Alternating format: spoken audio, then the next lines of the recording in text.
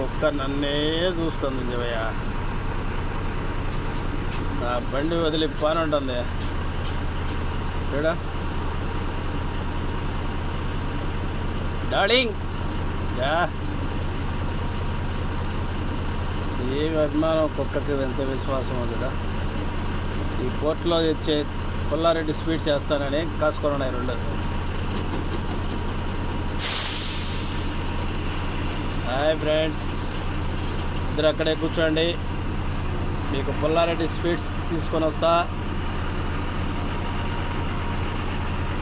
తిని ఇక్కడే పచ్చోండి.